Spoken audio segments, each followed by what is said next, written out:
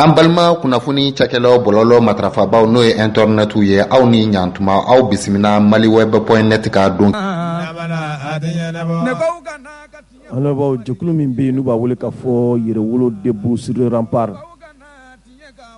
olu ye wulikajɔw kɛ nin waati laban ninnu na ngo kɛrɛnkɛrɛnnenya la u ka maa saba bɔɲɔgɔnko welela radio so dɔw fɛ u y'u fɛla fɔ min ye MINUSMA ka baaraw taabolo ye min ye bi jamana yɛrɛ ka ɲɛnamaya jamana kɔnɔdenw bɛ kule min na bi ko da dumunafɛnw sɔrɔli olu ka gɛlɛn u y'u da don olu la ka ɲɛfɔ kunnafoni disabanw ye ɲɛfɔli k'a la o kɔfɛ u yɛrɛ ka kunun ko jɛrɛba min kɛra Badalabugukaw yɛrɛ fɛ palais de la culture Amadou Hampâté Bâ la seereyaw sɔrɔla olu na da u tulo kan bi donc wari kɛnɛ kan inshallah jama bɛ sewara an lamɛnbaaw ninnu de ye donc wari fanba ye minnu bɛna labɛn ka da u tulo kan denkɛ n'a badenkɛ fɛ Ibrahim Jawara nɛgɛ kɛrɛfɛ o bɛ Amza Sidibe bolo aw bisimila.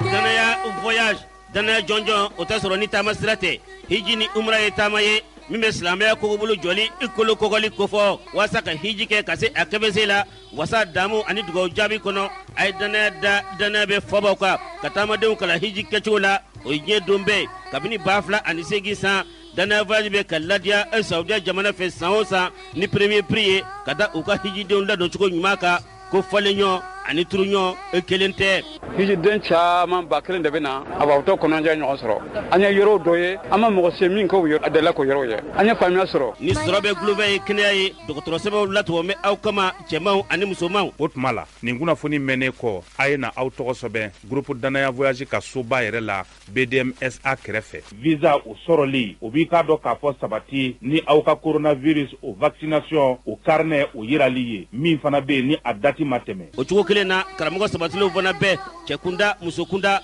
ka ɲɛfɔlikaw ye hiji lahɔrɔmayɔrɔw u kɛnɛ kan fɛn min ye jabalako ni dumuniko ye aw sago bɛ da aw ye o tuma a ye wuli bari tɔgɔsɛbɛn ni warisara olu bɛ senna n'i ko groupe danaya voyage i ko pankuru cɛkɛda bɛɛ billet safiyɛba i ko tugun monogram ani western union donnen falaki la ni maganda tɛgɛ contrat kɔ danaya voyage y'a ka contrat kɛ ani agence de voyage tɔw ni fasodenw jɛ ye bɛɛ ka nafa kɔsɔ ni tanocogo wɛrɛ tɛ mɔgɔ la min ka di ka sago i ka ɲuman barika dali kan Abubakar Jawara ka barikada 76 26 26 26 Suhaibu Jawara ka tando 76 28 28 28 Wélefone 20 22 24 25 20 22 24 26 Danaya voyage ni taama tɛ sɛgɛnɛ kari hiji ni umra taama o bɛ nikura fiyɛ hiji den na. Mana dogibaru kuma sera na umana kuna umana tinya di kunundo do na umana kuna umana arajo nyetagala na umana kuna umana jama besigile no na umana kuna umana lame ba jama sigime na umana almebau kunnafoni sɛbɛn l'indépendant ye a yira k'a fɔ ka kɛɲɛ ni Kurvari kɛlɛkɛcɛ maa 49 min tun minɛna an fɛ Mali yɛrɛ kɔnɔna na Bamakɔ pankurujigi kɛnɛ min bɛ yen n'u b'a wele k'a fɔ ko aéroport international Modibo Keïta a yirala k'a fɔ laɲini tun kɛra Mali fanga ɲɛmaaw yɛrɛ fɛ min ye Torokaw olu ka jamana ɲɛmaa ye Fɔr Yasinbe ale ka kɛ maa ye maa min bɛna kumaɲɔgɔnya kɛ Mali ni Kurvari ni ɲɔgɔn cɛ la nana yira k'a fɔ alamisajan tɛmɛnen min ye ninnu cɛla kuma o kɔni samana kosɛbɛ laɲini mun tun kɛra ka kɛ bɛnkan kɛrɛnkɛrɛnlen ka sɔrɔ u ni ɲɔgɔn cɛ min b'a to nin gɛrɛntɛ ninnu bɛ se ka bɔ ninnu jamana filaw ni ɲɔgɔn cɛ la olu laɲiniw ma sabati sabu Mali fanga ɲɛmaaw tun ye hakilina dɔw bɔ ka bin ka yira k'a fɔ Côte-d'Ivoire fanga ɲɛmaaw ka don o da fɛ a yirala k'a fɔ an bɛ waati min na i ko sisan min ye Sénégal jamana ɲɛmaa n'o ye Macky Sall ye Guinée Bissau o jamana ɲɛmaa ni o ye Embalo ye nin fila bɛɛ faralen bɛ bi Fɔr Yasinbe kan ka se ka kumaɲɔgɔnya jɔnjɔnw sigi sen kan min b'a to ni furuku min bɛ Mali ni Côte d'Ivoire ni ɲɔgɔn cɛ a bɛ se ka ban kunnafoni sɛbɛn ka lakali la ni kɛlɛkɛcɛ maa 49 minɛnen a kɔni kɛra kuma sama caman ye mali ani Côte d'Ivoire ni ɲɔgɔn cɛ la tawa tun yirala mali fanga ɲɛmaw yɛrɛ fɛ ko nin kɛlɛkɛcɛ minnu minɛna ko mercenaires do mercenaires kɔrɔ bɛ maa minnu bɛ bɔ diɲɛ kɔ kan olu yɛrɛ ka baara ye jamana di olu ka baara ye kɛlɛ de wa u bɛ sara kɛlɛ de kunkan kɛlɛ de baara kɛli la u tɛ jamana si ka kɛlɛcɛw hukumu kɔnɔna na a yɛlɛla k'a fɔ gɛlɛyaw kɔni nana wuli u bɛ fɛn wele faransikan na ko diplomasi na siraw fɛ jamana fila minnu bɛ yen n'olu tɛnkunnen bɛ ɲɔgɔn na bi laɲini tun kɛra sa kumaɲɔgɔnya olu ka sabati mali fanga ɲɛmaw olu ka laɲini kɔnɔ u tun ye a ɲini togo jamana ɲɛma yɛrɛ fɛ ni o ye Faure Gnassingbé ye a ka se ka kumaɲɔgɔnya dɔw don Côte d'Ivoire ani mali ni ɲɔgɔn cɛ min b'a to u bɛ se ka bɛnkan kɛrɛnkɛrɛnlen sɔrɔ ni maa kofɔlen ninnu kunkanko kuma na nka a nana yira k'a fɔ Faure Gnassingbé ale kɔni y'a seko kɛ mali ka minisiri min bɛ yen ni ale ka baara bɛnnen don mali ni jamana wɛrɛ cɛ o koɲɛɲɛnabɔw ma ni o ye Abdoulaye Diop ye ale yɛrɛ ye wulikajɔ kɛ k'i kun da Togo jamana kan min b'a to sigikafɔ dɔw bɛ se ka kɛ mali ni Côte d'Ivoire ni ɲɔgɔn cɛ Côte d'Ivoire ka minisiri min bɛ yen ni ale ka baara bɛnnen don Côte d'Ivoire kɛlɛkɛcɛw ka koɲɛɲɛnabɔw yɛrɛ ma ni o ye Nene Ibrahima Ouattara ye ale yɛrɛ fana tun bɛ nin kɛnɛ in kan nka yirala k'a fɔ bɛnkan kɛrɛnkɛrɛnlenw kɔni ma se ka sɔrɔ an bɛ waati min na i ko sisan Senegalikaw ka jamana ɲɛma ale de ye farafinna ka kelenya-tɔnba ka ɲɛmaaba ye ni o ye Union Africaine ɲɛmaa ye o kɔfɛ min ye Guinée Bissau o jamana ɲɛma Umaru Sisoko Embalo farafinna ka tilebiyanfɛtɔn ka kuluba ni o ye CEDEAO ye o ɲɛmaaba ye ale an bɛ waati min na i ko sisan olu kɔni bɛna fara sa Faure Gnassingbé ka se ka bɛnkan dɔw sɔrɔ mali ni Côte d'Ivoire ni ɲɔgɔn cɛ ka kɛɲɛ ni Abdoulaye Diarra ale ka fasiri ye a ye a yira k'a fɔ laɲini tun kɛra mali fanga ɲɛmaw de fɛ k'a fɔ Togo jamana ɲɛma u ni mali bɛ cogoya min na ale ka kɛ maa ye maa min n'a bɛ se ka kumaɲɔgɔnya dɔw sigi ni jamana filaw ni ɲɔgɔn cɛ la kunnafoni sɛbɛn y'a yira k'a fɔ hakililajigila min ye farafinna ka tilebiyanfɛtɔn olu ka jamana tun ye gɛrɛntɛ min ta ka ɲɛsin mali yɛrɛ ma ni o ye CEDEAO ani UEMOA ye a kɛra fɛn ye fɛn min ni a gɛlɛyara kosɛbɛ o gɛrɛntɛ in senfɛ mali fanga ɲɛmaw tun ye laɲini kɛ u bɛ fɛn wele faransikan na ko facilitateur maa min bɛ kɛ nɔgɔyaba ye gɛlɛyaw yɛrɛ kɔnɔna na o sugandili tala ka di Togo jamana ɲɛma ma ni o ye Faure Gnassingbé ye ale ka se ka wulikajɔ kɛ mali ani CEDEAO ni ɲɔgɔn cɛ la min b'a to gɛrɛntɛ min tun bɛ yen a fiɲɛ bɛ se ka bɔ cogoya min na a yirala k'a fɔ ni maa kofɔlen ni o ye Faure Gnassingbé ye ale kɔni y'i seko kɛ o ko la kosɛbɛ ka kɛɲɛ sa o wulilen kɔ min ye nin gɛlɛya in fana nana don a senkɔrɔ Côte d'Ivoire kɛlɛkɛcɛ maa 49 bɔɲɔgɔnko minɛliko la kumaw kɔni sama na ka kɛɲɛ min ye juillet kalo tile 28 tɛmɛnen ye laɲini dɔw kun kɛra k'a fɔ Togo jamana ɲɛma ale ka fɛɛrɛ kɛ fɛɛrɛ min bɛ kumaɲɔgɔnyaw sigi o fɛɛrɛ senfɛ sa a yirala k'a fɔ bɛnkan jɔnjɔn olu ma se ka sɔrɔ u ni ɲɔgɔn cɛ o de hukumu kɔnɔ ka kɛɲɛ sa ni alamisa tɛmɛnen ye utukalo o tile 4 san 2022 Côte d'Ivoire u ye sigi kɛrɛnkɛrɛnlen min kɛ n'u b'a wele k'a fɔ ko Conseil national de la sécurité de la Côte d'Ivoire o senfɛ Côte d'Ivoire jamana ɲɛma ni o ye Alassane Dramane Ouattara ye a ye foli ta ka ɲɛsin Togo jamana ɲɛma yɛrɛ ma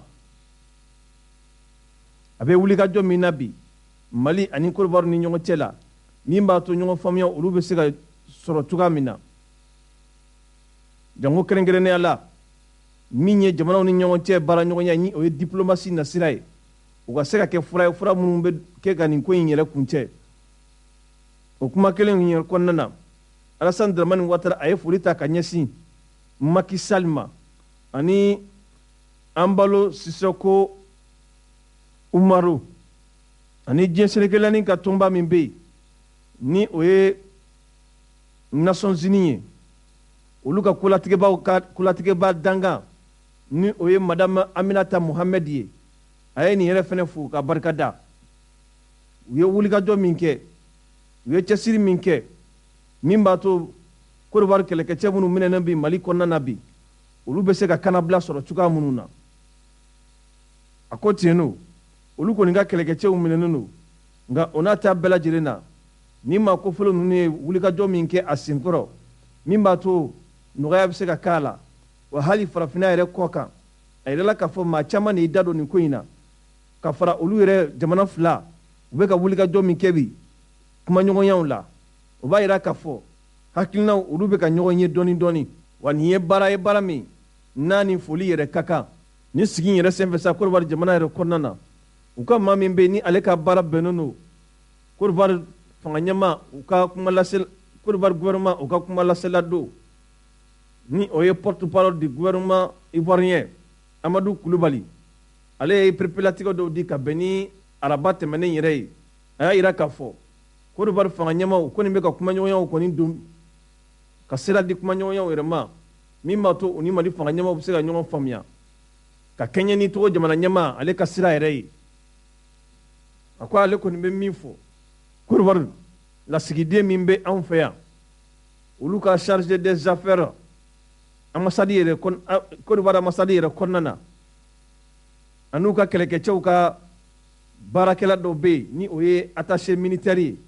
olu kɔni farala ɲɔgɔn kan ka taa bɔ u ka kɛlɛkɛcɛ ma 49 min minɛnen bɛ Mali fɛ yan u bɛ lahala minnu na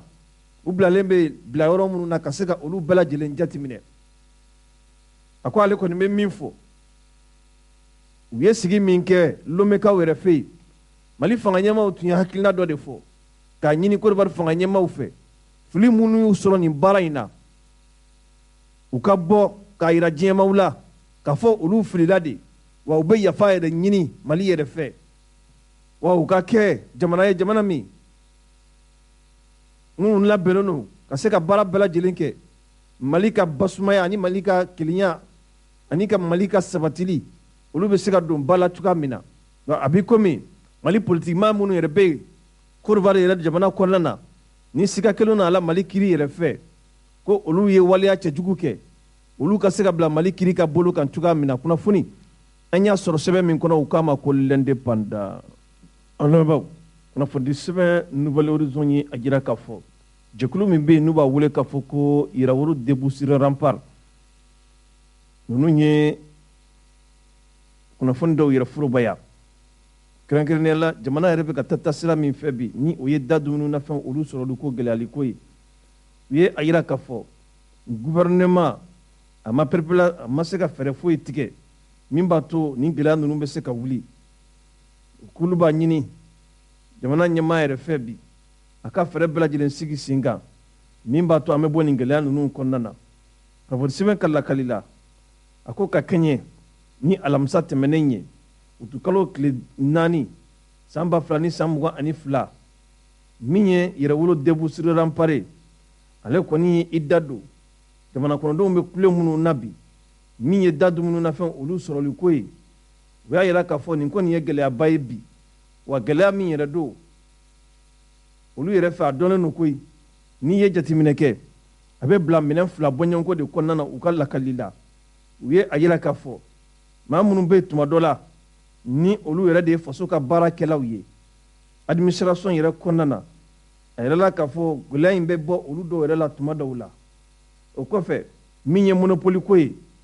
ka subvention ta ka di diɲɛ magabatigiw ma minnu bɛ wulikajɔ kɛ ka na ni minɛnw ye o fana kɛli bilama o kɛlen don ko ye ko min ni maa tɛ se k'a faamuya cogoya si la o de hukumu kɔnɔ Yiraworo Déboussira Rempart olu ye a yira k'a fɔ k'olu bɛna fɛɛrɛ bɛɛ lajɛlen sigi sen kan k'a ɲini Asimi Goyita fɛ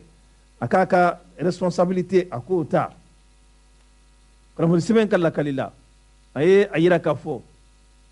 min ye nin tɔn yɛrɛ ye a kuma lasela ni o ye Adama Ben Jara ye a ko olu kɔni labɛnnen don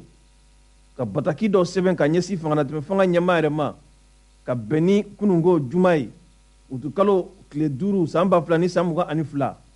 yani u bɛ taa palais de la culture Amadou Hampâté Bâ la sabu a tun yɛrɛ la k'a fɔ k'u bɛna taa wulikajɔw kɛ wulikajɔ min bɛ laɲini kɛ MINUSMA yɛrɛ fɛ a ka bɔ Mali yɛrɛ kɔnɔna na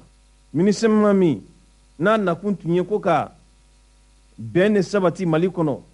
ka basigi de sabati Mali kɔnɔ nka olu nana ye ka fɔ o sina de bɛ ka kɛ MINUSMA yɛrɛ fɛ bi Ranbusɛbɛn y'a jira ka fɔ ka kɛɲɛ ni jɛmukan dɔ ye arajo dɔ la an yɛrɛ fɛ yan nɔ Adama Bɛni Jara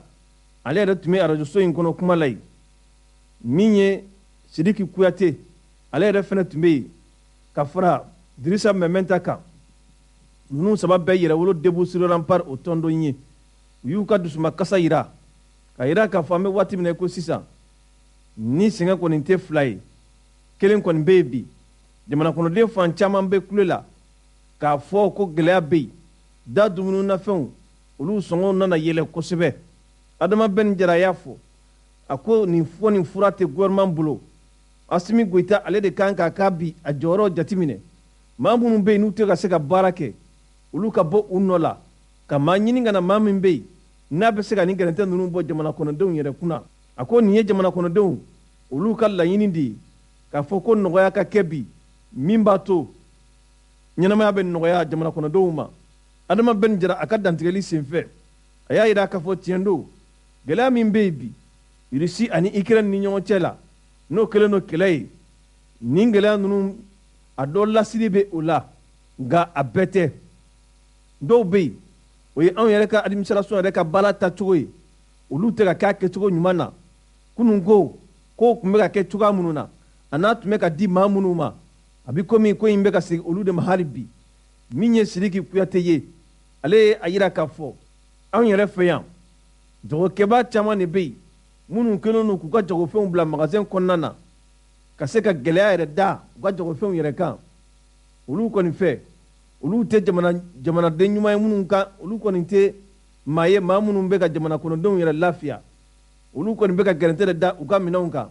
min b'a to olu yɛrɛ bɛ se ka nafa caman sɔrɔ a la cogoya min na o de kama Sidiki Kuyate y'a jira k'a fɔ min ye fanga bilama ye a kan ka sɛgɛsɛgɛliw de kɛ ka jateminɛw kɛ o baaraw taabolo la maa o maa bɛ yen n'i sɔrɔla o baara sugu la i ka minɛ ka bila kiiri tigilamɔgɔw olu ka bolo kan a ko ale bɛ min fɔ ka da u kan minisiriso min bɛ yen ni olu ka baara bɛnnen don ni nɔgɔya ninnu kɛli ma ale kɔni fɛ u tɛ ka baara foyi kɛ bi min bɛ a jira jamana kɔnɔdenw na k'u bɛ ka nɔgɔya sira ta ka ɲɛsin jamana kɔnɔdenw yɛrɛ ma o kɔfɛ yɛrɛwolo debu sur rempart a tɔnden sabanan min tun bɛ ni arajoso in yɛrɛ kɔnɔna na ni o ye Dirisa Mɛmɛnta ye ale yɛrɛ fana y'i ka hakilinaw bɔ k'a bin k'a jira k'a fɔ diɲɛ mɔgɔbatigiba minnu bɛ yen bi ni jamana kɛlen don k'olu ta bi ka se ka yamaruya d'u ma u ka na ni minɛnw ye a bɛ komi olu tɛ ka baara kɛ tuma dɔ la a kɛcogo ɲuman na ale ye a jira k'a fɔ diɲɛ mɔgɔbatigi fɛn fɛn bɛ yen ni fanga sɔnna ka exonération d'u ma ka yamaruya d'i ma i ka na ni minɛn ye olu kan ka sɛgɛsɛgɛ de yamaruya man ka sɔn abada minɛnw ka taa stocké yen nɔ k'a bila u yɛrɛ sago la an bɛ waati min na ko sisan transition fanganatɛmɛ fanga ɲɛmaaw olu kan ka contrôle de bila sen kan min bɛ a to k'a fɔ u ye yamaruya di minnu ma k'u ka baara kɛ min b'a to minɛn bɛ don jamana yɛrɛ kɔnɔna na nɔgɔya bolo kan yala o baaraw bɛ ka bɔ a sira fɛ wa n'o tɛ an bɛ ka taa taasira min fɛ waati tɛmɛnenw na fangakɔrɔ min bin na ne Ibrahim Boubacar Keita a n'a ka fanga ye olu fana tun bɛ ka baara kɛ nin kɛcogo de la nka a nana ye k'a fɔ nafa foyi ma y'a la o de hukumu kɔnɔ jamana kɔnɔdenw kɔni ye wulikajɔ kɛ ka se ka laɲini kɛ u fanga tɛmɛnen fɛ k'a ka a jɔyɔrɔ bila nka an bɛ waati min na ko sisan u ye a jira k'a fɔ ne ye Dirisa Mɛmɛnta ye k'olu kɔni bɛna fɛɛrɛ bɛɛ lajɛlen sigi sen kan ka laɲini kɛ min ye MINUSMA ye a bɛ taabolo min na Mali yɛrɛ kɔnɔna na olu b'a ɲini a fɛ a ka bɔ sabu u y'a ye k'a fɔ ɲɛci foyi t'a la Mali kɔnɔna na bi a nakun ye min ye a tɛ ka o baaraw kɛ o b'a jira k'a fɔ ko a man ka to yen kunnafoni an y'a sɔrɔ sɛbɛn min kɔnɔ u k'a ma ko nouvelle horizon an lamɛnbaaw min ye yɛrɛwolo debu sur rempart kunun ko juma u ye weleweleda kɛ jamana kɔnɔdenw ye ko maaw ka ɲɔgɔn sɔrɔ palais de la culture Amadu Ampateba Balabukaw yɛrɛ fɛ sigida 4nan na kɛnɛ in yɛrɛ kɔnɔ kɔrɔfɔ dira u ka maa caman ma nka ka da waati yɛrɛ n'a cogoya kan Sidiki Kuyate ani Adama Jara di Ben le cerveau olu ye min sɔrɔ ka fɔ an ka jɛ ka dɔɔni lamɛn o la. An bɛ don min na i ko bi Ala sɔnna maliden minnu bɛ yen n'u ma bange sigiyɔrɔ kelen na u ma bange masa kelen fɛ ka sɔn cɛw la musow la maakɔrɔbaw la denmisɛnninw na k'olu dusukun kɛ kelen ye ka sɔn olu k'u bolo di ɲɔgɔn ma u bolo dilen ɲɔgɔn ma u ye tata min sigi o tata de bɛ wele ko yɛrɛ wolo début sur les remparts o tata min sigira dɔw kɛra k'a fɔ o tata o kɔnɔna na juguw ka kɛlɛ tata kɔ kan juguw ka kɛlɛ wa o tata kɔnɔ jɔnmaya an ti jɛn n'a ye o la Malikaw i b'a ye yɛrɛ wolo tagama dɔ kɛ an taara Fana dugutigiw Fana alimamiw Fana sifilakaw tiɲɛ don jamana bɛ gɛlɛya kɔnɔ mais tɔɔrɔ min bɛ Fanakaw kan bi o ye gɛlɛya fɔlɔ min fɔ anw ye o ye k'a fɔ ko Fana kungotigɛko de kɛlen don bi olu ma gɛlɛya ye mais k'a daminɛ anw fitinin an ma procureur ye an ma juge ye an ma fanga bolosi ye min bɛ tali kɛ commissaire kunda min bɛ tali kɛ inspecteur kunda ko maa dɔ wulila k'a fɔ k'ale ka fu sigi Fana kungotigɛko la an m'o maa ye n'o kɛra jamana kɔnɔ a kan ka jamana kɔnɔdenw jɔrɔ a kan ka jamana kɔnɔdenw siran a yira ko ɲɛfɛgɛden min bɛ yen n'o ye Arama ye o ka minɛli senfɛ ka bɔ a ba bolo su kelen ka taa kun tigɛ o su kelen maa minnu wulila don Fana k'a fɔ k'u tɛ jɛn n'o baara ye olu taara kalo 7 n'a kunfɛngɛ kaso la o b'a yira ko Fana kungotigɛko cɛ n'an ma wuli k'an jɔ a kɛtɔ don diinɛ ye a kɛtɔ don institution ye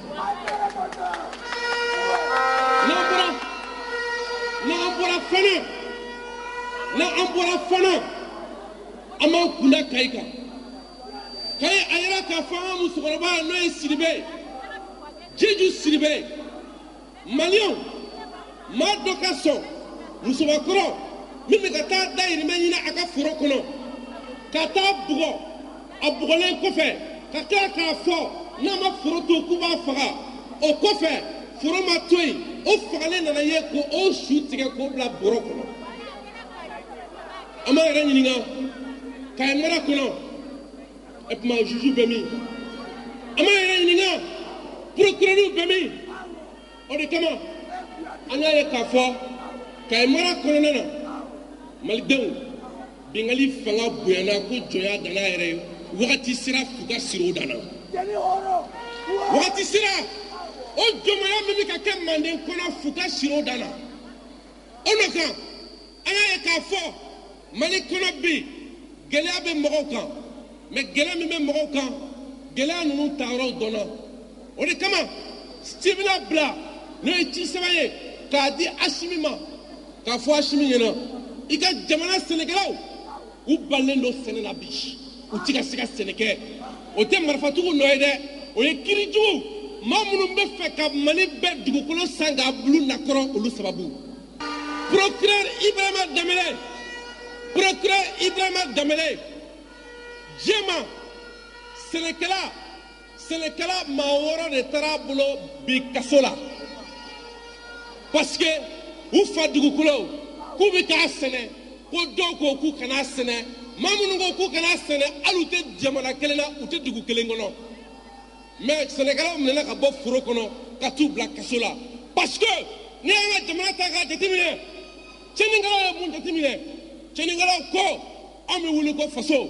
an bɛ wuli ko danbe an bɛ wuli ko hɔrɔnya mais an bɛ maa minnu ta k'u bila an ka forobacɛw kunna an bɛ maa minnu kɛ an ka minisiriw ye an bɛ maa minnu kɛ an ka députés ye tiɲɛnikɛlaw ko k'olu bɛ t'olu san n'olu sanna olu b'u kolo ka kan tereke Mali b'o de bolo kan il est temps f'u ka siri o dan na Malikaw o tiɲɛni wɛrɛ bɛ ka kɛ an tɛ diɲɛ mɔgɔ kumakan mɛn ko droit de l'homme an tɛ diɲɛ mɔgɔ kan mɛn ko hakɛw kana fasa mais n'anw ka kɛlɛcɛw wulila ka don juguw cɛ la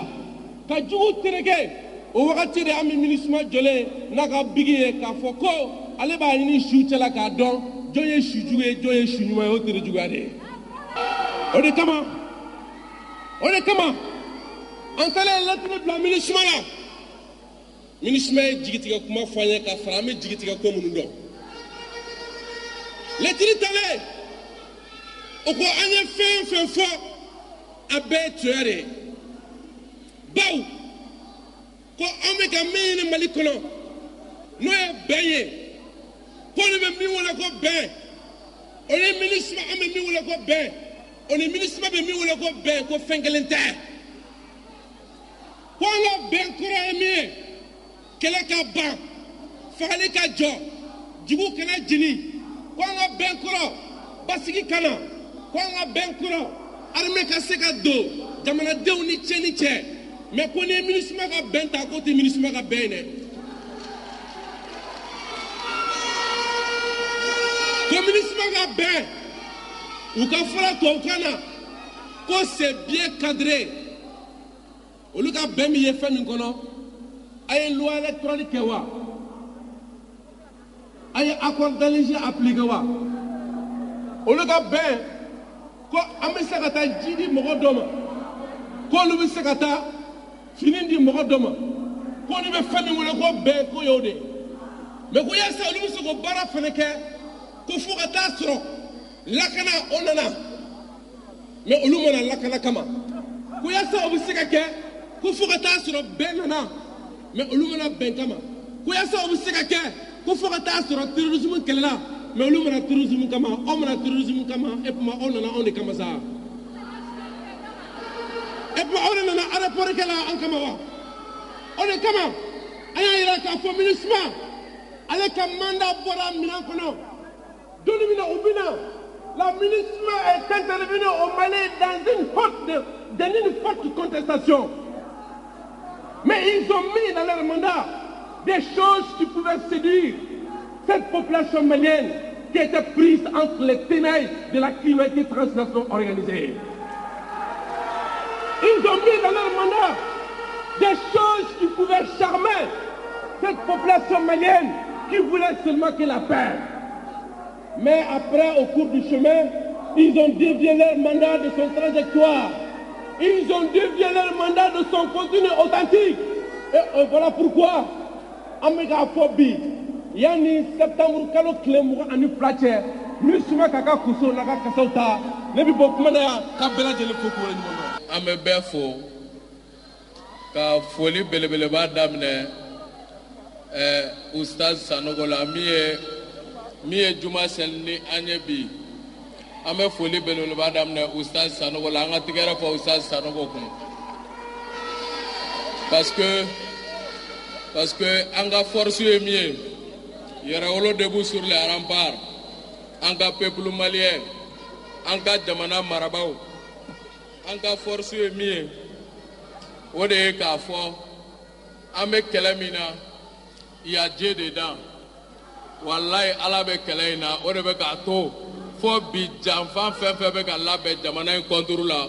à Janfa cité que c'est soro, ou à chaque jour, c'est le peuple malien qui est en train d'enregistrer de victoire en victoire, de victoire en victoire, jusqu'à la victoire finale. Oustaz Sanogo foli kɔfɛ ka Ala fo, an bɛ foli di coordinateur Yɛrɛwolo bɛɛ lajɛlen ma, fɛn fɛn mobilisation kɛ commune kɔnɔ, quartier kɔnɔ, an bɛ bɛɛ fo kɛrɛnkɛrɛnya ma. Dan sagona an balima dɔw kan. N'an b'u wele ko les recalés de la police an b'a jigiya k'u bɛ bila u ka hakɛ kɔnɔ an bɛ foli di recalé mɔgɔw ma an bɛ foli di an balakaw ma minnu mobilisera kosɛbɛ parce que Mali ye o jamana ye où les femmes sont en première ligne de la révolution intelligente au Mali an bɛ foli di an balakaw ma an bɛ foli belebeleba di radio médias ma médias minnu kɛra sababu ye bi ni diɲɛ bɛ ka an kibaruya sɔrɔ diɲɛ bɛɛ bɛ ka an nasɔrɔ jusqu'à présent Macron sigilen b'a ka palais kɔnɔ a bɛ ka yɛrɛyɛrɛ c'est parce qu'il est en train de suivre en direct grâce aux médias patriotes an bɛ médias fo kɛrɛnkɛrɛnya ma an bɛ foli belebeleba di bɛn keleya o fiɲɛ sira n'an b'a fɔ ko Peace FM à travers son promoteur Oumar Tchefi Marigo et Mas Mamadou Diallo an bɛ foli d'u ma kosɛbɛ an bɛ foli belebeleba di an ka mɔgɔ minnu ma o y'an ka lakana tigilamɔgɔw ye n'o y'an ka polisi nationale ye an ka tɛgɛrɛ ba fɔ an ka polisi nationale kun an ka tɛgɛrɛ fɔ an ka sapeur pompiers kun an ka tɛgɛrɛ belebeleba fɔ an ka sapeur kun ka tɛgɛrɛ fɔ an ka garde nationale kun ka tɛgɛrɛ fɔ an ka gendarmerie nationale kun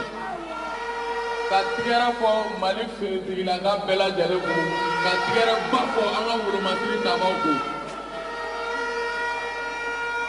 an bɛ foli belebeleba de tuguni an kɔrɔkɛ ma n'o ye grand frère national ye le Bouboula l'infatigable le patriote l'indéboulonnable Bouboula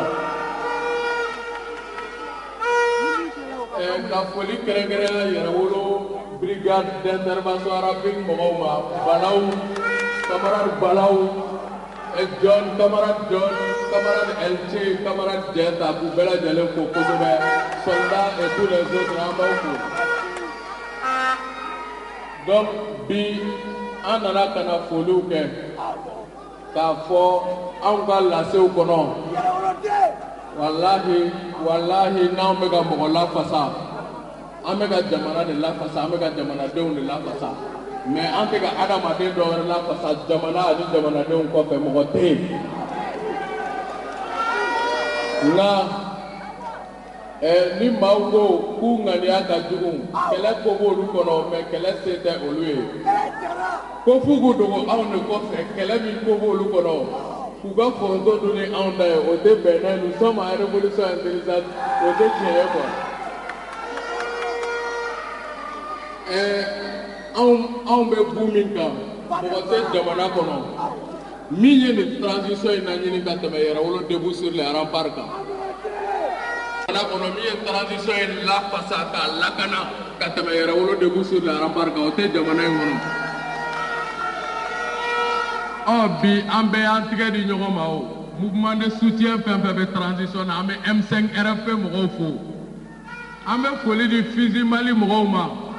ka foli di CPM ma ka foli di CDM ma ka bɛɛ fo kulu fɛn fɛn bɛ ka transition soutenir an ka tigɛrɛ ba fɔ a kulu bɛɛ lajɛlen kelen kelenna kun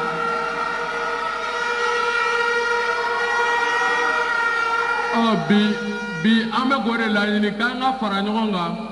ko jamana lajabara ko jamanadenw sɛgɛnna ko bi an ka jamana kumabɔ tariku la fɛn min bɛ lakale an ka wagati baara n'a bɛ fɔ mission générationnelle k'an k'o de accomplir an b'o baara de la o wagati la an ka ɲi ka fara ɲɔgɔn kan ka jamana de lajɛ mais an man kan tɛ ka an yɛrɛkun lajɛ ani an ka sɔrɔw ani an jɔyɔrɔw an man kan tɛ k'o lajɛ an ka ɲi ka jamana de lajɛ c'est pourquoi an b'a fɔ anw tɛna ni transition in kɛlɛ quoi i tɛna o ye quoi mais ni fɛn dɔ man ɲi o fɔli panparanpaki don dɛ ayi kuma bɛ jamanadenw na k'o fɔ Asimi Goyita fɛnw da gɛlɛyara a sɔngɔ ka jigin Sogɛl Kokala Mayiga fɛnw da gɛlɛyara a ye fɛɛrɛ bila sen kan a sɔngɔ ka jigin Maliki Jaw fɛnw da gɛlɛyara a ye fɛɛrɛ bila sen kan a sɔngɔ ka jigin an b'o fɔ dɛ mais o kɔrɔ tɛ k'a fɔ k'an bɛ k'u kɛlɛ dɛ an ka ɲi ka tiɲɛ fɔ mɔgɔ ni i ma tiɲɛ f'i ye i b'i jugu sara a ka tiɲɛ f'i ye mais an ka kuma tɛ bɔ a minɛn kɔnɔ k'i b'i ka foronto dun n'an da ye o tɛ tiɲɛ ye dɛ e bɛ fɛ k'i profiter ka jamana ci mais jama tɛ e bolo ni jamatigiw ye kuma min fɔ k'e b'o ta k'o bila jamana ci minɛn kɔnɔ o tɛ marcher dɛ an k'o tiɲɛni fɔ ɲɔgɔn ye o b'a ja quoi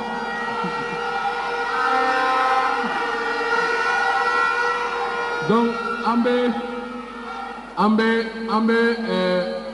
an bɛ tigɛrɛ ba fɔ an ka tigɛrɛ ba fɔ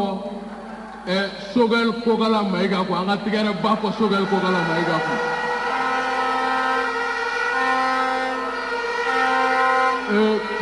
kuma caman bɛ jamana kɔnɔ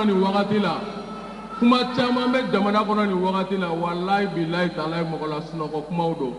aw kana sɔn a ka tɛmɛ aw hakili fɛ dɛ aw kana sɔn a ka tɛmɛ aw hakiliw fɛ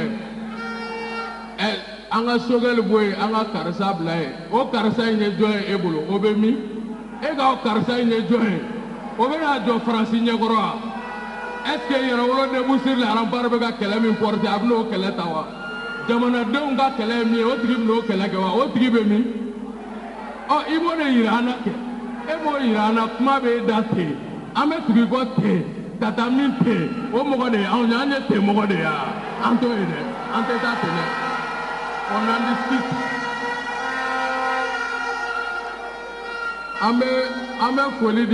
ame foli di Maliki Diaw ma anga tigere ba fo le président Maliki Diaw ko au kɔfɛ an ka tigɛrɛ belebeleba fɔ le colonel libérateur le colonel fédérateur que j'ai nommé Assimi Goïta.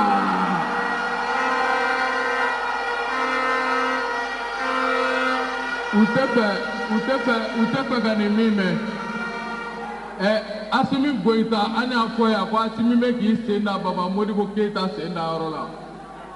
wa bi an b'a fɔ colonel Mamadi Doumbouya a bɛ k'a sen da Ahmed Sékou Touré sen da yɔrɔ la o kuma de ye tiɲɛ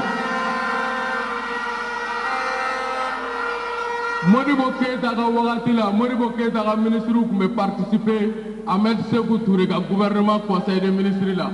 Ahmed Sékou Touré au gouvernement ministre qui me participer Modibo Keïta ka conseil des ministres et réunion là on est unité africaine au vrai sens du terme. Hier c'est ce qu'on a vu à Conakry avec Assimi Goïta et Mamadi Doumbouya, c'est ce qui est la vérité.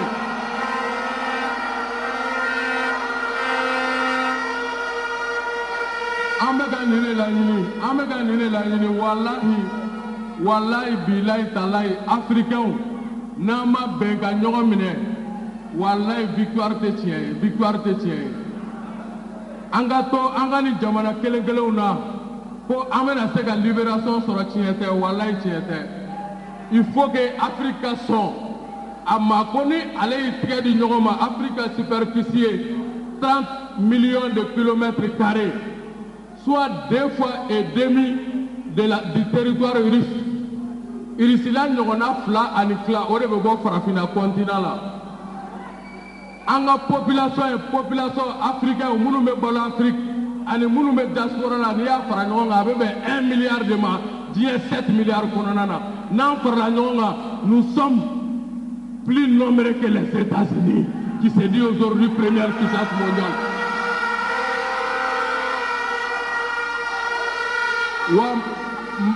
Africain minnu sigiyɔrɔ bɛnna Mali ma ne kamaw ma wallahi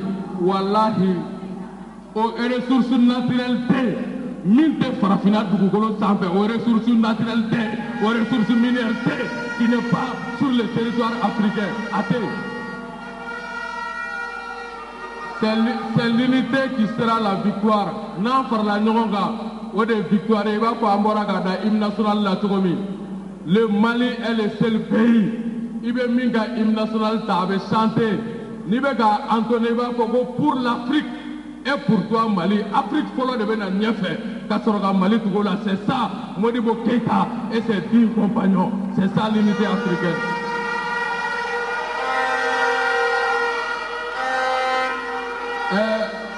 Bi anaraka ni kuma fo.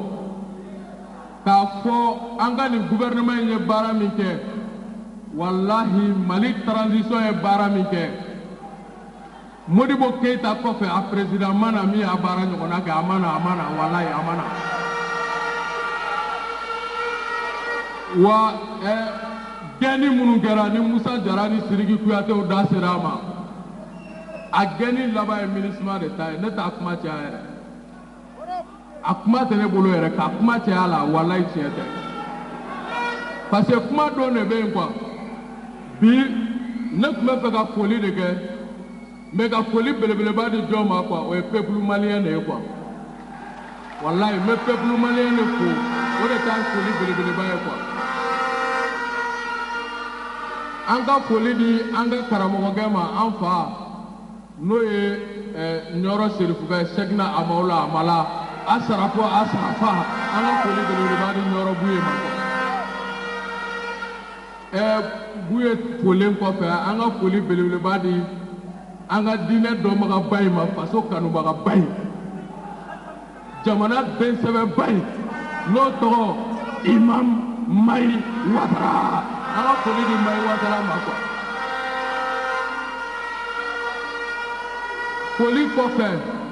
Foli kɔfɛ wallahi kuma tɛ ne bolo bi parce que il y a un temps pour parler et il y a un temps pour agir. Aujourd'hui au Mali c'est l'heure de l'action qui a sonné. Kuma banna an bɛ MINUSMA min ka kuma la yan an bɛ yan wagati min na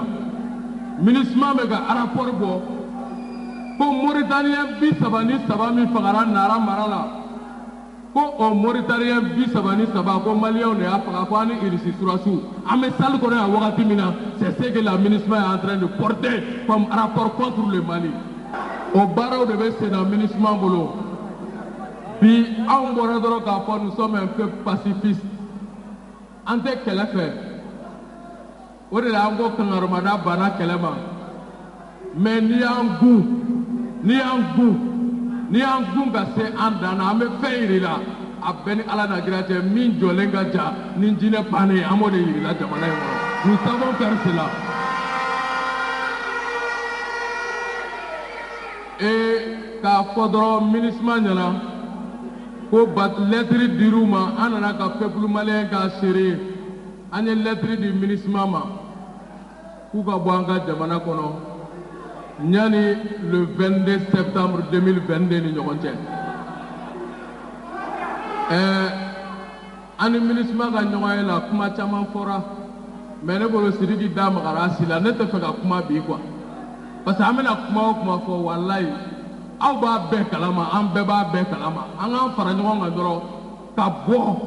le 22 septembre 2022 pour libérer la patrie o bɔli tɔgɔ de ko assaut final denmisɛnniya la an tun b'a wele ko Siksi ka barabila o kuma de ye tiɲɛ ye jɛmɛfɔlaw b'a fɔ ko barabila fɔli an bɛ bɔ k'o de kɛ le 22 septembre an bɛ bɔ bɔcogo la ɲɔgɔnma de ka kɛ jamana in kɔnɔ n'a ye mɔgɔ min diya i bɛ se k'a wele yɛrɛ ko funufunu parce que ça sera un peuple très déterminé ni tête ni queue qui sortira partout au Mali pour exiger le respect du peuple malien.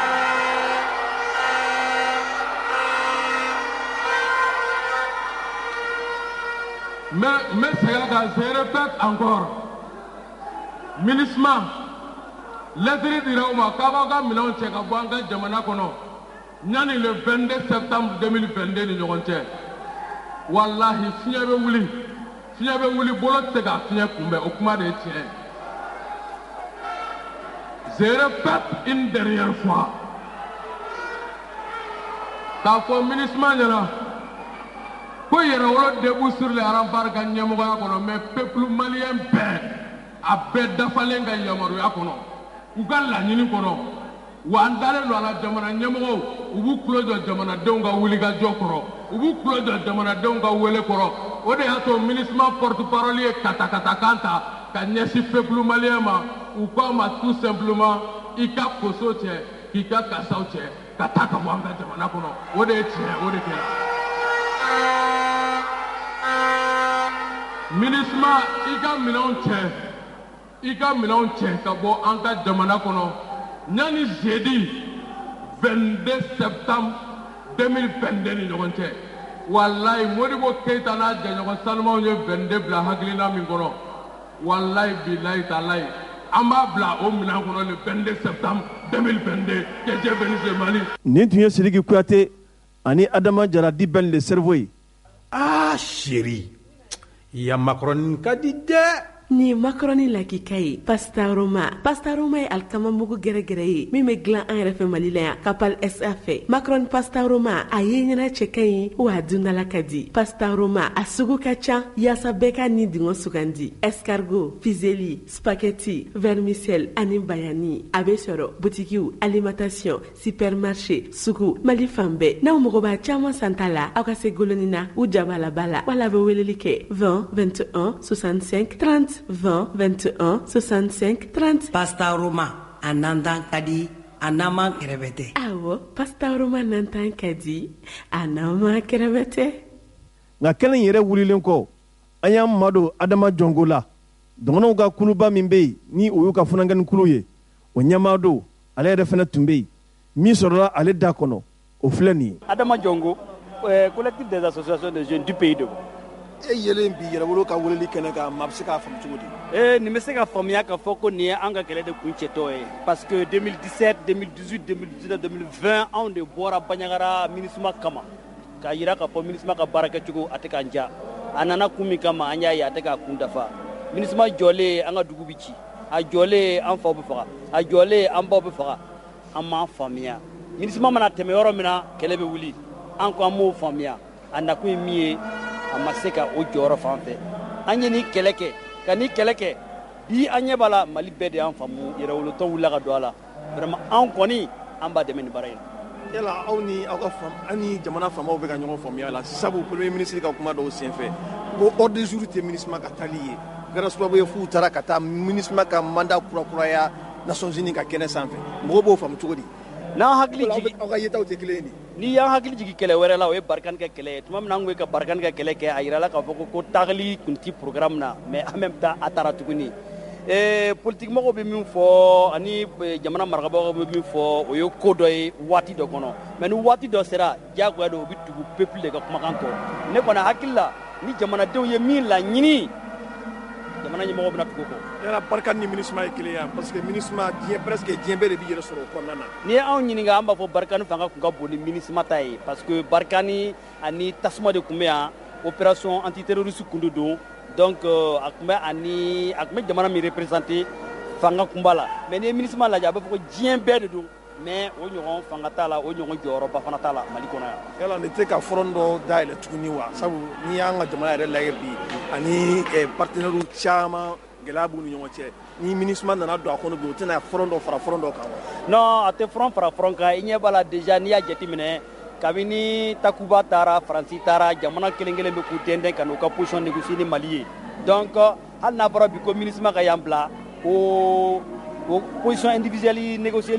relation bilatérale o de bɛna waleya ka tɛmɛ relation multilatérale kan i n'a fɔ diplomatie mɔgɔw b'a fɔ cogo min na an kɔni fɛ vraiment front dayɛlɛ tɛ. E fɛ o bɛ se ka kɛ tuguni a mandat kurakurala a tɛ tɛmɛ hali kalo 2 kan n'a fɔra sisan ko aw ka wuli o baara gɛnni senfɛ o bɛ faamu cogo di. D'ailleurs yɛrɛ sisan mandat yɛrɛ kurakurali kɔfɛ sisan a yiralen bɛ k'a fɔ ko Mali ni MINUSMA bɛna sigi ko ka MINUSMA ka baara kɛcogoya ko ka yɛlɛma don o la parce que u yɛrɛ y'a faamuya k'a fɔ tiɲɛ na o bɛ min na a man ɲi o kuma de bɛna daminɛ sisan an ka laɲini ye min ye o kuma in kana kɛ dɔwɛrɛ ye dɔrɔn a ka kɛ plan de retrait de ka yira Mali la yanni nin waati cɛ an bɛ taa o de ka d'an ye. Aw ka yɔrɔ lakana ko bɛ cogo di bi. Bon an ka lakana ko a bɛ yɛlɛ a bɛ jigin waati dɔ la tuma dɔ la attaque bɛ kɛ bon tuma dɔ la a bɛ jɔ dɔɔnin nka an bɛ se k'a fɔ bi na kɔni ani fɔlɔ kɔni tɛ kelen. Cogo di parce que fɔlɔ tiɲɛ na an tun tɛ se ka tile kelen kɛ ka tile 2 kɛ ka tugu ɲɔgɔn na ni attaque tun ma kɛ yɔrɔ dɔ la commune 68 kɔnɔna nka bon bi an bɛ se ka waati jan kɛ ni attaque ma kɛ n'a bɔra Jalaso ka attaque juguba in na kɔsa in na attaque minnu bɛ kɛ tiɲɛ na a waatiw ka jɔ ɲɔgɔn na ni. O b'a yira k'a fɔ mɔgɔw bɛ se k'u sigi ni ɲinan sɛnɛ ɲɛliko ye sa kɛ. An kɔni jigi dalen b'o kan ni san labanna peut-être que vraiment an jigi dalen b'a kan sɛnɛ ka ɲɛ. Merci bien. A lamɛnbaaw ni tun ye Adama Jongo ye nka an ye Adama Jara di Ben le cerveau an y'a fana ɲininka sigi in yɛrɛ kun na laɲiniba minnu b'u bolo ani gɛlɛya minnu bɛ jamana yɛrɛ kɔnɔna na bi fo ka taa se MINUSMA toli an ka jamana kɔnɔ olu ka laɲini ye min ye a la an ka jɛ ka dɔɔni lamɛn o fana na. A ye wele bila kunnafonidilaw ma bi wula in na ka na n'u ye lasigi kɔnɔ a ye wele kun an bɛ se ka dɔ la kuma la wa. Wele kun ye min ye an taara lettre de di MINUSMA ma k'u ka taa ka bɔ an ka jamana kɔnɔ yanni 22 septembre ni ɲɔgɔn cɛ bi an nana peuple malien k'a seere an ka jɛ k'a fɔ ɲɔgɔn fɛ ko MINUSMA k'an ka jamana bila yanni le 22 septembre 2022 ni ɲɔgɔn cɛ. Jamanadenw tulo b'i la yanni 22 septembre cɛ an laɲini tɛ ni MINUSMA ma taa mun de labɛnnen b'a bolo. Min bɛ kɛ o tɛ fɔ o bɛ waleya de le 22 septembre bɛ fɛn ye min sigilen ka jan ni diinɛ bannen an y'o de fɔ an tɛ don détail kɔnɔ an ye peuple min ye an masumalen don kosɛbɛ nka ni y'an se an dan na hali bi MINUSMA ye rapport kolon dɔ bɔ Mali kan ko maliyɛnw ye Mauritaniens faga pourquoi an b'o kɛ mun na ka da mun kan o nafa ye jumɛn ye don o don ka nkalon dɔ sigi an ka armée kan ka nkalon dɔ sigi an ka jamana ɲɛmɔgɔw kan i nana k'i k'an dɛmɛ de i ma na ko k'an tɔɔrɔ bi donda kelen min bɛ jugu bolo an ka jamana kɔnɔ MINUSMA de don malidenw y'o faamuya n'an bɔra le 22 septembre ni ala sɔnna a ma a bɛ kɛ peuple sago adama bɛn ni waati laban na kuma fɛnw cɛlen jamana gouvernement ɲɛmaa n'o ye premier ministre ye Sokɛli Fofana Mayiga laɲiniw bɛ ka yira k'a fɔ ko a ka fanga bila aw hakilina ye jumɛn ye o ye politique maaw ye olu b'u ka politique kɛlɛ la o wagati kɛlɛ an bɛ fɛ k'an ka jamana kuma bɔ donc an ɲɔ ka ca wugu la an bolo quoi u k'u cɔ an ka jamana ni kisi fɔlɔ n'u ka jɔyɔrɔ ɲini n'u ka yɛrɛ ɲini ko kɛlɛw ye quoi u k'u jɔ an ka jamana ni kisi quoi jamana marabolo ɲɛmaa tun ko MINUSMA ka taali tɛ ordre du jour la ne yɛrɛ ye interview a tɛ tɛmɛ kalo 2 kan ko MINUSMA ka taali ko n'an ma sabali a bɛna front dɔ fara front dɔ kan bi n'i ye o kumaw lajɛ ka na e ka kumaw lajɛ bi maa bɛ se k'a faamu cogo di non an ye min laɲini MINUSMA na ka kɔn u ka renouvellement ɲɛ an ko n'a ɲɛmɔgɔya so dira irisiw ma an y'o fɔ a don na n'i seginna kan an ka kumaw lamɛn n ko an bɛ se ka sɔn MINUSMA ka to yan n'a ɲɛmɔgɔya so bɛ di irisila ma mais e ka Faransi gɛnko ye jugu ye ka tila tuguni k'o Faransi kelen to MINUSMA ɲɛmɔgɔya sow la jamana 84 de bɛ MINUSMA kɔnɔ a jamana 84 na a 80 bɛɛ ye Faransi terrew ni Faransi ka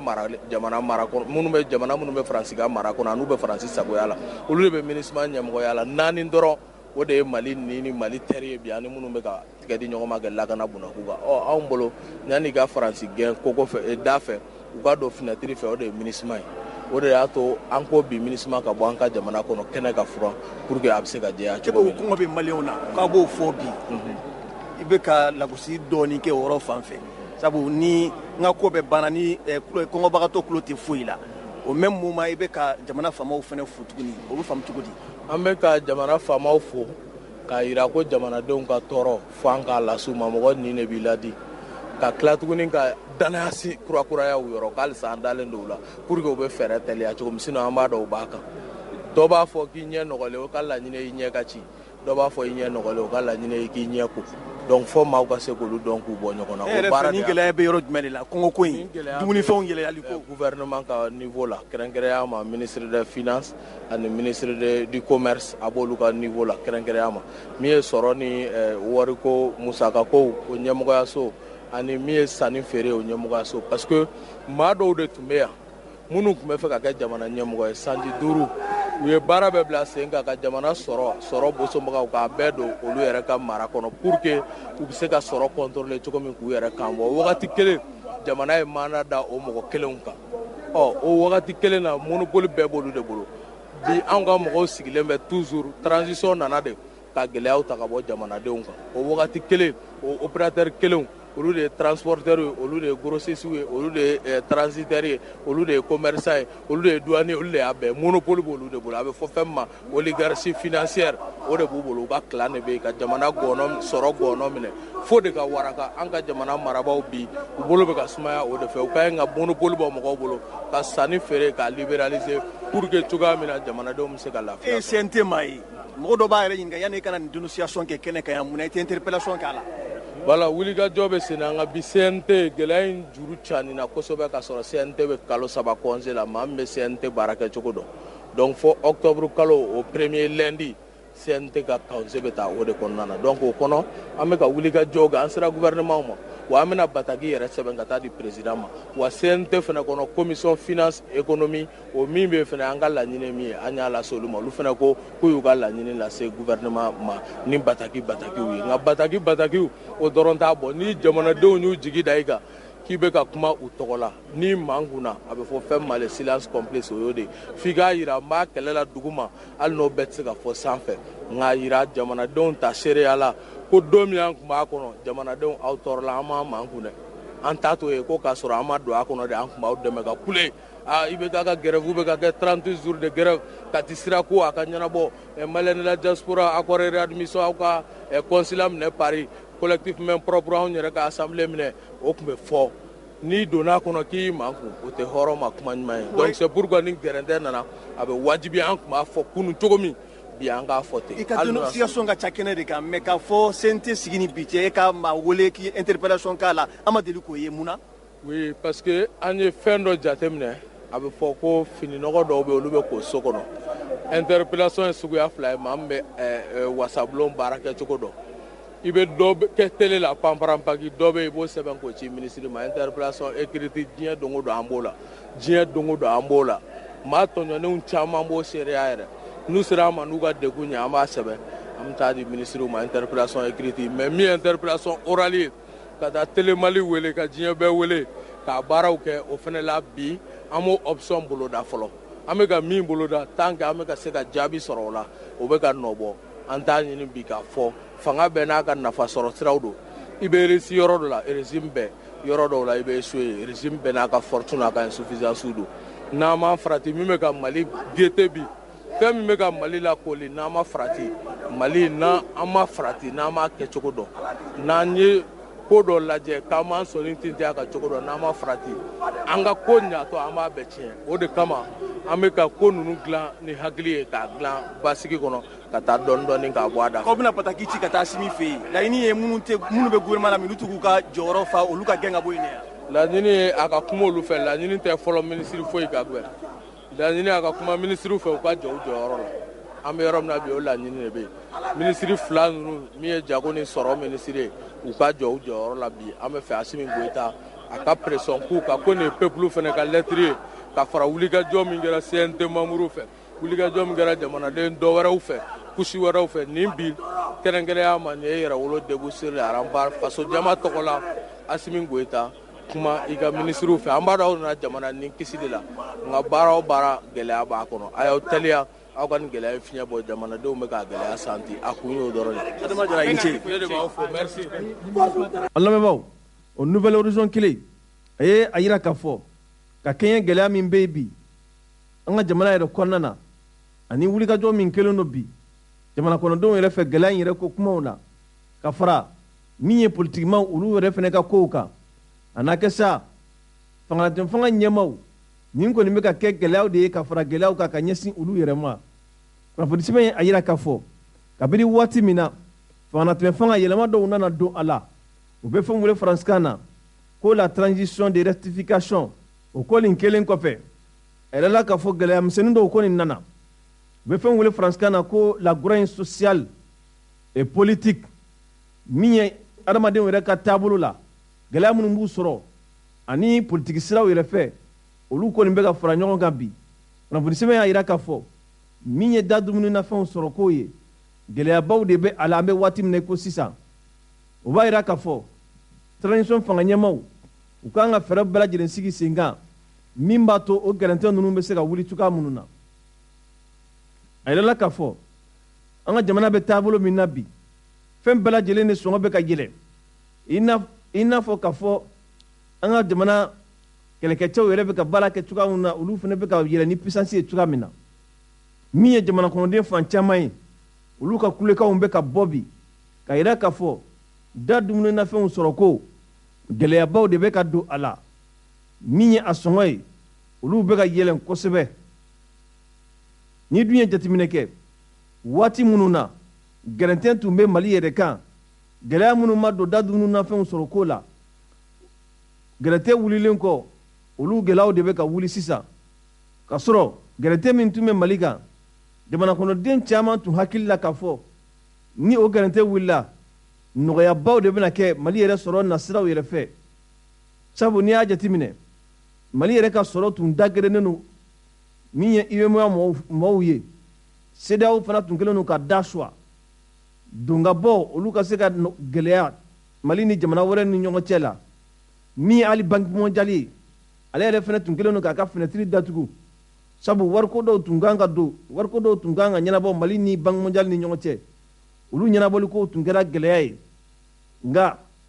min ye gɛrɛntɛ wulili ko ye a kɛra sababu ye nɔgɔya nana don o wariko ninnu yɛrɛ la maa yɛrɛ tun kɛlen don k'a jigiya k'a fɔ o sababuya la nɔgɔyabaw de bɛna don da dumuni nafɛn olu sɔrɔli la hali n'a sɔrɔla k'a fɔ duniya maaw kɔni bɛ kule la bi nka n'i ye jateminɛ kɛ an bɛ waati min na ko sisan min ye sukaro ye min ye malo ye min ye taji ye min ye hali te ye ninnu bɛɛ lajɛlen sɔngɔw yɛlɛlen don bi maa yɛrɛ b'i yɛrɛ ɲininka mun de la jamana faamaw tɛ ka se ka wulikajɔ kɛ bi min bɛ se ka nɔgɔya don nin baara ninnu na kunnafoni sɛbɛn y'a jira k'a fɔ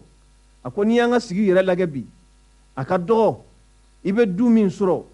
k'a bɛ dumuni kɛ siɲɛ 3 tile yɛrɛ kɔnɔna na bi ka sababuya kɛ gɛlɛya min bɛ yen n'i y'an ka suguw lajɛ ni an ka alimentation ni y'an ka da dumuni nafɛnw lajɛ hali sɛnɛfɛnw olu yɛrɛ tɛ bɔ yɔrɔ wɛrɛ la koyi maa yɛrɛ bɛ se k'a fɔ k'olu bɛɛ kelen don bi kabako ko de nasaraw bɛ fɛn wele ko ligisi ka da a sɔngɔ yɛrɛ taabolo kan a yirala k'a fɔ kunnafoni sɛbɛn fɛ an bɛ lahala min kɔni kɔnɔ bi tiɲɛ yɛrɛ la a tɛ ka se ka faamuya cogoya si la wa maa minnu yɛrɛ fana bɛ yen minnu kumakanw bɛ lamɛn olu yɛrɛ caman bɛ wuli kajɔ la bi ka se ka nin lahala ninnu ɲɛfɔ jamana faamaw ye ka yira k'a fɔ gɛlɛya bɛ fan bɛɛ lajɛlen na mali kɔnɔna na bi komi adama bɛn jara ni o yɛrɛ wolo ten dɔ ale y'a fɔ cogoya min na ka kɛ ni alamisa tɛmɛnen ye utukalo tile 4 san 2000 ani san 22 k'a fɔ gouvernement min bɛ yen bi ale kɔni ye a se dan bɛɛ yira gɛlɛya a tɛ ka se ka wuli ka bɔ jamana kɔnɔdenw kan olu kɔni b'a ye k'a fɔ yɛlɛmaw de kan ka don olu la bi jango kɛrɛnkɛrɛnnenya la maa minnu bɛ yen ni olu ka baara ɲɛsinnen don o ma i n'a fɔ minisiri min bɛ yen n'ale ka baara ɲɛsinnen don jagoko ma ani minisiri min bɛ yen n'ale ka baara ɲɛsinnen don an ka musakako ma ko in kɔni mana gɛlɛya cogo o cogo a bɛ ɲɛsin olu de ma o kɔfɛ n'i ye politiki gɛlɛyaw yɛrɛ fana lajɛ an bɛ waati min na i ko sisan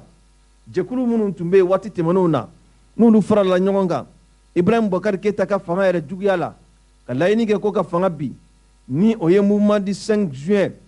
rassemblement des forces patriotiques M5 RFP Mali kura o kɔni kɛra den kura ye an bɛ waati min na i ko sisan k'a yira k'a fɔ bi ta kɔ bi ta ɲɛ nin ye M5 kura de sigilen ye o baaraw kɛra ka bɛn ni utukalo tile 3 san 2000 ni san 22 kunnafonidilaw olu tɔgɔlasoba min bɛ yen ni o ye maison de la presse de Bamako ye a yirala k'a fɔ min ye jamana faamakɔrɔw olu caman tun bɛ a kulu yɛrɛ kɔnɔna na M5 RFP kɔrɔ o comité stratégique o maabaw caman bɛ kulu yɛrɛ kɔnɔna na minnu yɛrɛ kɛra sababu ye ka ibrahim bukari keyita ka fanga yɛrɛ firi waati tɛmɛnenw na u ka dantigɛliw senfɛ u ye a yira k'a fɔ an bɛ waati min na i ko sisan olu yɛrɛ tun ye nisɔndiya caman sɔrɔ k'a fɔ fangatɛmɛ fanga yɛrɛ kɔnɔna na n'a ma ɲɛ k'a fɔ a ɲɛmaya taara ka di olu yɛrɛ ma ni o y'a premier ministre ye dɔgɔtɔrɔ sogɛli kokala mayiga olu tun ye laɲini dɔw de boloda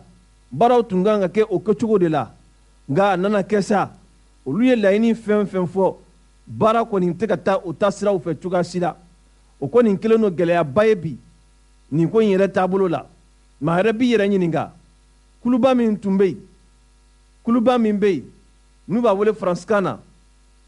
cadre d'échange des partis et regroupements politiques pour une transition réussie ni maa yɛrɛ bɛ se k'a fɔ ibrahim bukari keyita min ka fanga binna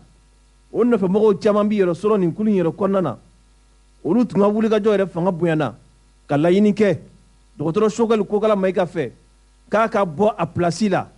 n'a ma ɲɛ k'a fɔ an bɛ waati min na i ko sisan jamana kɔnɔdenw mago bɛ maa de la maa min n'a bɛ se ka malidenw bɛɛ lajɛlen fara ɲɔgɔn kan n'a bɛ se ka baara kɛ baara min ni malidenw b'u yɛrɛ y'a kɔnɔ nka ale ye maa ye maa min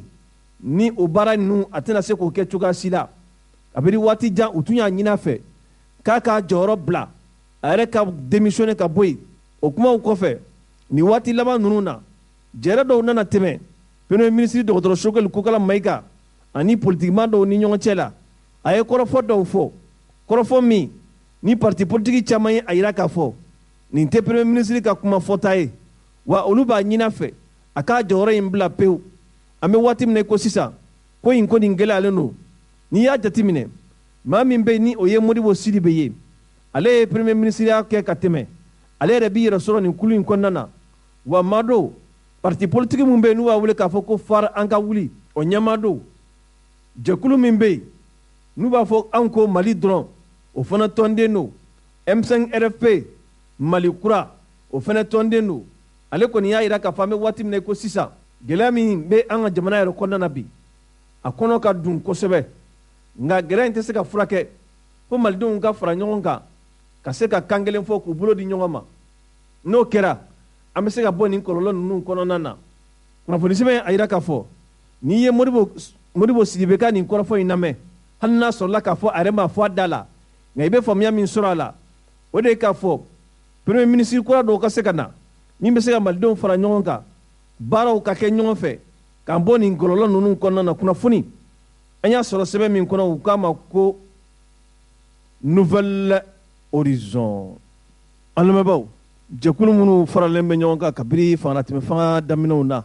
k'olu bɛna wulikajɔ kɛ min b'a to fangatɛmɛ fanga a bɛ se ka ɲɛtaa sɔrɔ cogoya min na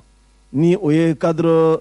d'échange des partis et regroupements politiques pour une transition réussie. Olu ye lajɛba kɛ kunun ko juma kunnafonidilaw olu tɔgɔlasoba min bɛ ni o ye maison de la presse de Bamako ye nka sigi yɛrɛ wulilen kɔ an ka maaw olu tun bɛ a kɛnɛ kan u ka ɲininkali sera Amadu Goyita ma min sɔrɔla o ɲininkali in senfɛ an ka jɛ k'o lamɛn. Donc an bɛ min ɲini an bɛ sariya jamana de kɔnɔ maa si tɛ se ka bonya sariya ma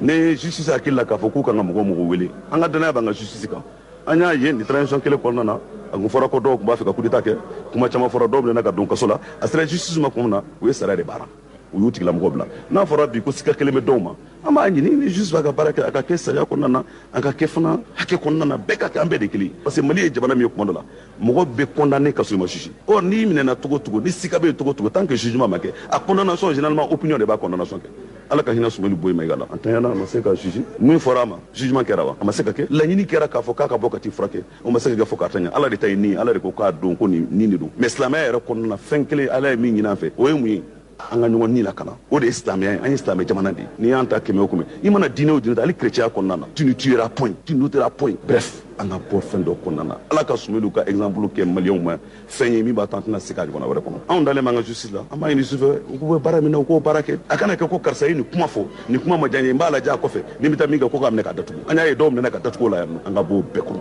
an ka jamana nin ye jamana ba de ye jamana minnu bɛ ka réussir sur le plan démocratique mun b'u bolo ka tɛmɛ an kan an ye Sénégal opposant ba ye n'o ye Ousmane Sonko ye a bɔra a y'a ka manifestation kɛ mais a ko a tɛ fanga ta jamais joli kan a ko a tɛ fanga ta jamais coup d'état la ale bɛ fanga ta ni jamanadenw ka laɲini de élection législative kɛra de président n'o ye Macky Sall ye député 125 de tun b'a bolo député 65 la a jiginna ka na bi fo député 82 la Sonko ni a ka coalition Ablaye Wade o ye député 80 sɔrɔ n'o ye démocratie anw b'a fɛ an ka segin o kɔnɔna na wa an k'a dɔn fana tant qu'an ma segin démocratie kɔnɔna na tant qu'an ma kuma lasegin jamanadenw ma tant qu'an ma président ta jamanadenw ka danaya da min kan an bɛ gɛlɛya min kɔnɔna an tɛ se ka bɔ a kɔnɔ dɛ parce que an kelen tɛ se effectivement dans la politique kɔni c'est-à-dire politique tɛ fɛn wɛrɛ ye on dit faire de la politique c'est servir son pays mɔgɔw kana filɛ ko politique mɔgɔ ye mɔgɔ wɛrɛw de ye o parce que o fɔ aw politique mɔgɔw minnu yɛrɛ b'a fɔ o ye olu yɛrɛ ye politique mɔgɔ de politique ye jɔn ye on dit le centre de gravité de la politique c'est l'humain ka mɔgɔw lamɛn ka mɔgɔw hakilina dɔn ka mɔgɔw ka fɛlɛ dɔn ka mɔgɔw ka gɛlɛya dɔn k'a lajɛ i bɛna solution sɔrɔ a la cogo min na o de ye politique ye n'o tɛ an fɛn fɛn bɛɛ ka baara b'a bolo an fɛn fɛn tun bɛ tabali kan bi ni min tɛ privé i b'a sɔrɔ état fonctionnaire mais an farala ɲɔgɔn kan parce que an ye kɛlɛ ka de pour que jagoya fɛnw min tun bɛ yen parti kelen IDP mɔgɔ ka bɔ yen bɛɛ ka na ni maliyɛn bɛ hakilina ye min ye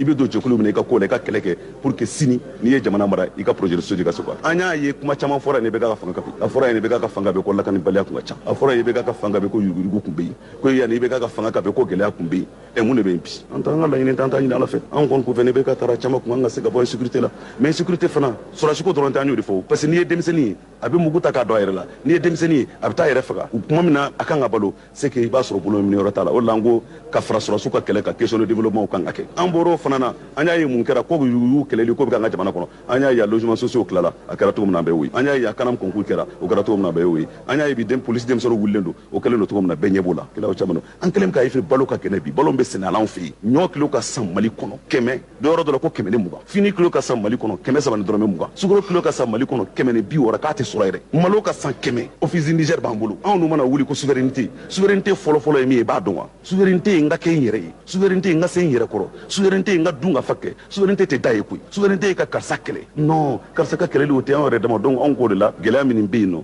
an ye duwawu caman kɛ an b'a ɲini ala k'a bɛɛ jaabi nka an k'a dɔn fana a gɛlɛya ninnu n'an ye équipe sɔrɔ min hami ye maliyɛn dɔrɔn ye n'an ye équipe sɔrɔ min bɛ se k'a to an ni diɲɛ bɛ bɛn parce que an y'o de fɔ diɲɛ b'an dɛmɛ kun b'an dɛmɛ ka kɔrɔ san o san u bɛ miliyari 400 de d'a ma dɛmɛ na o miliyari 400 kun b'a to ne gɛlɛya nana état b'a réguler carburant sɔngɔ dɔ bɛ b'o la an bɛ sécurité alimentaire OPAM bɛ yen nɔ ani commissariat an bɛ se ka 100 000 à 150 000 tonnes an b'o san ne ɲɔw tigɛra ne malo tigɛra ne kenige tigɛra ne kaba tigɛra kaba bɔra b'anw fɛ yan bi 8,000 c'est vrai gɛlɛya bɛ diɲɛ kɔnɔ an ye min fɔ dɔrɔn accord d'Alger bɛnkan don a signera nin y'a san 7 ni ma fili 2015 malidenw ni ɲɔgɔn cɛ don a signeli y'a to gɛlɛya min kun bɛ kuma ni ɲɔgɔn cɛ o kɛlɛ kɔni jɔra accord appliqueli gɛlɛya b'a yɔrɔ dɔw la malidenw ye ɲɔgɔn sɔrɔ yan deni na dialogue national inclusif la k'a fɔ ko gɛlɛya bɛ accord d'Alger yɔrɔ mun na an ni an partenaires ka sigi n'o ye jɔn ye n'o ye sema mɔgɔw ye k'a fɔ k'a bɛ se ka réviser an ka se k'a réviser pour que anw ka fara ɲɔgɔn kan marifa bɛ minnu bolo marifa kana kɛ maa si bolo min tɛ sariya la marifa ka kɛ an ka sɔrɔsiw dɔrɔn bolo parce que n'i y'a ye terrorisme kɛlɛli ka gɛlɛn bi groupe caman bɛ marifa b'u bolo maintenant marifa bɛ karisa bolo i t'a dɔn ni sema mɔgɔ don marifa bɛ karisa bolo i t'a dɔn ko plateforme ka plateforme ɲini i t'a dɔn ko plateforme mɔgɔ don marifa mɔgɔ bolo i t'a dɔn ko terroriste don donc n'o sera ka organiser ka se k'olu intégrer minnu ma se ka intégrer ka insertion kɛ waati bɛ ta k'a fɔ marifa mana ye maa o maa bolo centre la marifa mana ye maa o maa bolo nord la tu es considéré comme un ennemi o de la fɔra u ye ɲɔgɔn ye min kɛ an bɛ foli k'a la a ɲɔgɔn ye kɛra ko CSA comité de suivi des accords ala k'a kuncɛ fɛn na min b'a to o yɔrɔnin na an bɛ se ka bɛn ni minnu kan ka ta ka don ka intégrer maliyɛnw de don guerre kɔni guerre kɔlɔlɔ fɔlɔ ye min ye a b'a dɔn wa fɛn bɛɛ bɛ balo suman na balo la guerre bɛ balo nin de la guerre bɛ balo nin de la donc n'i bɛ se ka guerre ban yɔrɔ o yɔrɔ i b'o kɛ an k'a fɔ fana an ka faamuyali kɛ an ka bɔ karisa y'an jugu ye jugu kelen mana bɔ dɔn o ye terroriste ye terroriste a bɛ tɛ kɛlɛ ni da ye a bɛ kɛlɛ ni hakili de ye n'anw farala ɲɔgɔn kan an na se k'olu kɛlɛ n'an m'olu kɛlɛ minnu nana anw dɛmɛ an b'olu kɛlɛ an yɛrɛ dama an bɛ ɲɔgɔn kɛlɛ ni terroriste ma sira sɔrɔ ka tɛmɛ a bɛ sira sɔrɔ an y'a ye nin wagati tɛmɛnen kɔnɔ maison de la presse yɛrɛ kɔnɔna na M5 RFP membre farala ɲɔgɔn kan min ye jɛkulu fan kelen ko cadre stratégique M5 RFP ko k'u ye a présidence falen yala aw n'olu bɛ ɲɔgɔn kalama nin kow la wa an tɛ ɲɔgɔn kalama kosɛbɛ an bɛnnen tɛ fɛn caman kan mais yɔrɔ dɔ la an bɛnnen don question de fond na an bɛnnen don o ye mun ye k'a fɔ mara ɲɛma min bɛ yen bi ale ma se ka M5 RFP mara yɔrɔ min na ale tɛna se ka Mali mara ale ma se ka M5 RFP mɔgɔ fara ɲɔgɔn kan n'o tɛ n'i ye M5 RFP kulomanw ta n'a bɔra ale yɛrɛ la kuloman tɔw bɛ de tun y'a kunnasidi u ye mun fɔ ko ka malidenw fara ɲɔgɔn kan u ye mun fɔ ko baara ka kɛ pour que yɛlɛma bɛ se ka na cogo min na baara ka kɛ pour que maliyɛnw bɛ se ka lakana cogo min na baara ka kɛ pour que maliyɛnw bɛ se ka dun ka fa sɔrɔ cogo min na ko la dubabu ba bɛ kɛ dubabu dɔrɔn tɛ dɛ ko maa ɲɛnamaw de ka taa minnu ka bila ɲɛfɛ donc an n'u bɛnnen don yɔrɔ kan a b'an hakili la peut-être tile fɛn na an n'an bolo di ɲɔgɔn ma an bɛ se ka fara ɲɔgɔn kan parce que an bɛɛ ye malidenw de an bɛɛ ye fasodenw de o yɔrɔ la an ban tɛ yɔrɔ min kan o ye k'a fɔ ko fɛn o fɛn kɛra jamana in kɔnɔ ko IBK de y'a kɛ c'est là où on n'est pas d'accord an ye mun fɔ IBK se kɛra min ye a y'a kɛ a ye min kɛ armée ye olu b'o dɔn parce que o bɛɛ kɛra ministre ye a ye min kɛ gɛlɛya ka se ka nɔgɔya ka dɔ fara fonctionnaire ka sara kan bɛɛ b'o dɔn a ye min kɛ sɛnɛkɛlaw ye non IBK tile la ni engrais ko problème tun bɛ poser wa engrais anticipé de o a ma anticiper guerre Ukraine bɛ fɔ bi n'i y'a mɛn guerre Ukraine fɔra Ukraine daminɛna mois de février ni IBK tile don depuis mois de janvier o b'a sɔrɔ an tilala k'o bɛɛ la a se kɛra min ye sirako la a y'o kɛ fɛn bɛɛ tɛ ɲɛ bunahadamaden bolo ala kelen dɔrɔn de ta bɛ ɲɛ donc an n'u tɛna bɛn o yɔrɔ de kan an y'o de f'u ye politique mɔgɔ i bɛ baara kɛ sariya de kɔnɔ charte de parti politique ko fanga tɛ taa politique mɔgɔ fɛ sira wɛrɛ la fo ka tɛmɛ kala ta kan ani dɔw bɔra bɛɛ ta kɔnɔ n'o taara kuncɛ ni coup d'état ye mais n'an k'a kɛ sa nin ye saba ye cɛ da ye saba ye o tɛ o cɛ da saba min ala kana to coup d'état ka kɛ Mali kɔnɔ tuguni donc n'an bɛɛ farala ɲɔgɔn kan n'an fara o b'a to an bɛ gɛlɛya o ɔlɛbaw kunnafoni sɛbɛn le ne fana ye a yira k'a fɔ a ko a bɛ tile 10 bɔɲɔgɔnko bɔ bi min ye papalikɛlaw ye wulikajɔ min kɛ ka ɲɛsin ka t'i yɛrɛ kama n'o ye kan Sunjata ye o kɔfɛ sa a yirala k'a fɔ jamana sigiyɔrɔ dɔw bɛ yen bi u bɛ ka wulikajɔ kɛ ka ɲɛsin olu yɛrɛ ma min ye ka taa Sikaso marabolo la ani jamana yɛrɛ cɛmancɛ yan fan fɛ wa a yirala k'a fɔ nin waati laban ninnu yɛrɛ kɔnɔna na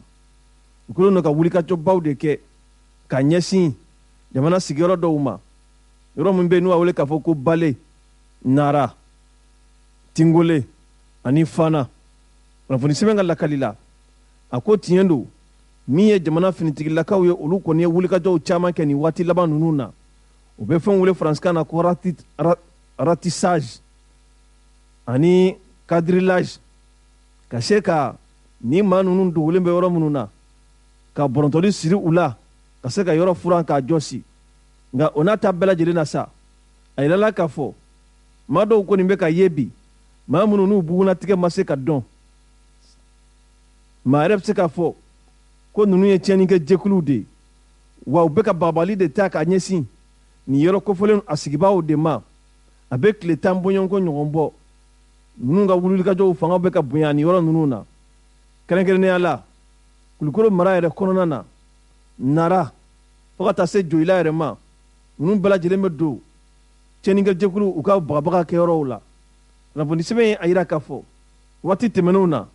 u tun ye wulikajɔ kɛ ka ɲɛsin an ka finitigilakaw yɛrɛ ma min ye Sogolon yɛrɛ mara kɔnɔna ye n'o bɛ don Ɲɔnɔ kɔnɔna na a yɛrɛ la k'a fɔ an ka finitigilakaw ka wulikajɔ senfɛ min ye tiɲɛnikɛ jɛkulu u ka maa 50 bɔɲɔgɔnko o kɔni nana bɔnɛ u ni na nka o n'a ta bɛɛ u kɔni bɛ ka wulikajɔ kɛ bi ka se ka Mali sigidiw yɔrɔ caman kɔni bɛ yen ka taa bagabagali ta ka ɲɛsin o yɔrɔ sigibaaw yɛrɛ ma kunnafoni sɛbɛn ye a yira k'a fɔ ka kɛɲɛ ni olu yɛrɛ ka kunnafoni sɔrɔlen ka bɛn ni utukalo tile 3 san 2000 ni san 22 min ye maa bugunatigɛbaliw olu caman kɔni nana ye Nara mara yɛrɛ kɔnɔna na wa u bɛ k'u kunda dugu min bɛ yen n'u b'a wele k'a fɔ ko Bale o yɔrɔ in yɛrɛ kan wa maa yɛrɛ bɛ se k'a fɔ u yɛrɛ dagayɔrɔ dɔ bɛ o yɔrɔ ninnu na ni o ye tu kɔnɔna ye maa bɛ se k'a fɔ k'u bɛ t'u ka labɛnw caman kɛ o yɔrɔ ninnu de la wa n'i ye jateminɛ kɛ